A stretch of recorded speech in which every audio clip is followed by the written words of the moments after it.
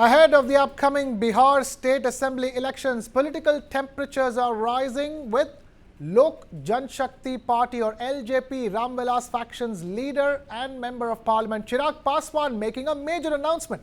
Paswan addressed a gathering at Rajendra Stadium in Chhapra where he revealed his plan to contest all 243 seats in the upcoming state elections this year.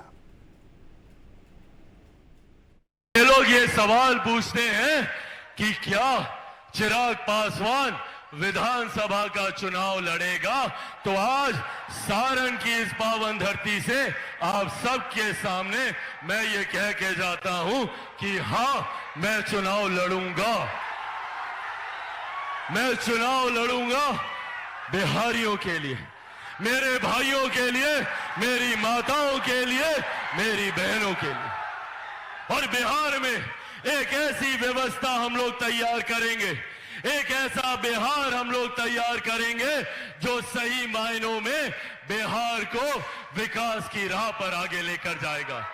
यहां पर कई ऐसे राजनीतिक दल हैं, कई ऐसे राजनेता हैं जिन्होंने बिहार को जात पात धर्म मजहब की राजनीति में बांटकर अपनी राजनीतिक रोटियां सेकने का काम किया।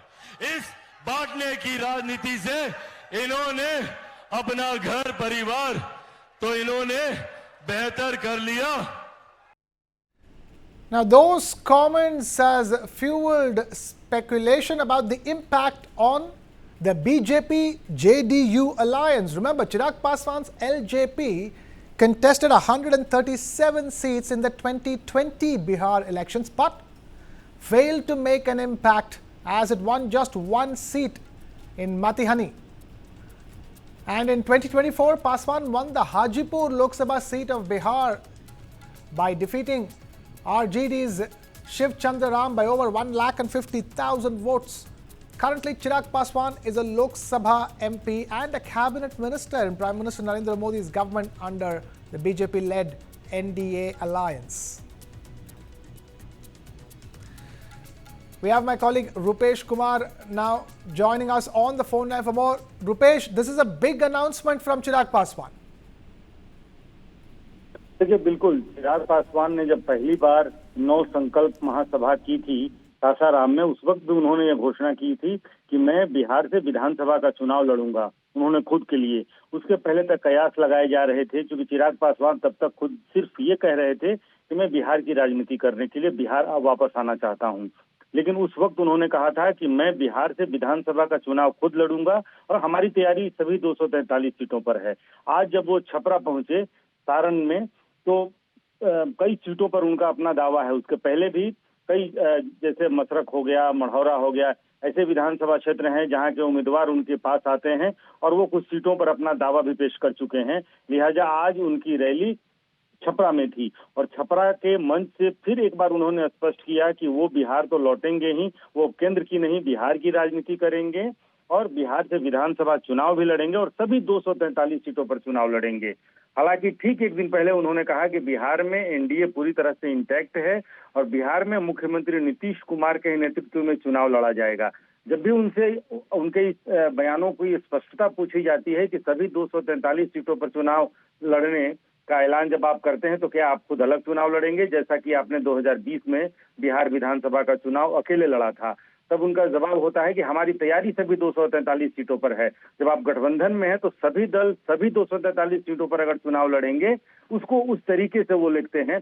लेकिन कई राजनीतिक दल इस वक्त, चाहे वो महागठबंधन में हो या फिर एनडीए में हो, सीट शेयरिंग को लेकर के भी चीजें चल रही हैं, उसमें कुछ प्रेशर पॉलिटिक्स भी होती है। लिहाजा अब तक चिराग पासवान एक महत्वाकांक्षी राजनेता हैं। उनकी महत्वाकांक्षा क्या है ये कुछ दिन बाद स्पष्ट हो पाएगा, लेकिन फिलहाल सीट शेयरिंग को लेकर के जो चीजें चल रही हैं, ये भी कयास लगाए जा रहे हैं कि अपनी महत्वाकांक्षा से इतर वो सीट शेयरिंग को लेकर भी एक प्रेशर, ये पॉलिटिक्स भी है। लेकिन इतना स्पष्ट हो चुका है जब उन्होंने बार बार ये कहा है कि वो बिहार में विधानसभा का चुनाव लड़ेंगे, लेकिन शायद वो वैशाली जिला नहीं होगा, क्योंकि वो हाजीपुर के सांसद हैं। लेकिन जिस तरीके से उनके रिश्तेदार और जमुई जहां के वो सांसद थे, अब जो उनके रिश्तेदार जमुई के सांसद हैं वो बार बार कह रहे हैं कि वो शाहाबाद से चुनाव लड़ेंगे, यानी कि बक्सर या आरा और सासाराम जो जिला है उसके आसपास के किसी विधानसभा सीट से चिराग पासवान खुद चुनाव लड़ सकते हैं। लेकिन रुपेश जी, ये भी बताइए कि ये आने वाले समय में कितना बड़ा इम्पैक्ट होगा अलायंस के ऊपर, एनडीए अलायंस के ऊपर? देखिए, बिल्कुल एनडीए के लिए अगर चिराग पासवान, जिनकी विधानसभा में सदस्यता बिल्कुल नगण्य है, 0 है, एक विधानसभा सीट उन्होंने राजकुमार वो जीते थे, जो कि जीतने के बाद से वो जेडीयू में चले गए। लेकिन अब जिस तरीके से वो रैलियां कर रहे हैं, सारण के विधानसभा क्षेत्रों में अपना उनका दावा है, जहां से उनका परफॉर्मेंस बहुत अच्छा नहीं रहा है। दूसरी तरफ आप देखिए कि उनके चाचा पशुपति कुमार पारस, जो पार्टी उनकी अलग है, वो अलग हो चुके हैं, लेकिन अब तक वो एनडीए में थे और कल ही उन्होंने ऐलान कर दिया कि वो महागठबंधन के साथ जाएंगे।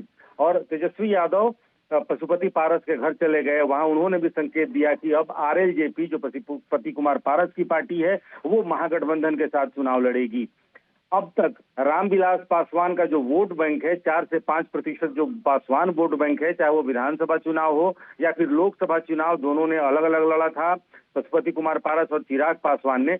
अब तक जो देखने को मिला है कि चिराग पासवान के साथ ही वो 4 से 5% लगभग intact vote bank Chirag Paswan के ही साथ हैं। अगर चिराग पासवान कुछ ऐसा कदम उठाते हैं एनडीए से इतर, तो ये एनडीए के लिए बहुत बड़ा नुकसान होगा, बहुत बड़ा झटका होगा। लिहाजा एनडीए भी इस वक्त ये कोशिश नहीं करेगी। जब पशुपति कुमार पारस महागठबंधन में जाने का ऐलान कर चुके हैं, तो 2-4 सीटों को लेकर के चिराग पासवान ऐसी स्थिति में पहुंच जाए जो स्थिति 2020 की हो, क्योंकि पासवान वोट बैंक बिहार में चिराग पासवान के साथ है और वो एनडीए के लिए एक बहुत बड़ा एसेट होगा। लिहाजा एनडीए के अंदर चिराग पासवान की स्थिति जरूर मजबूत है।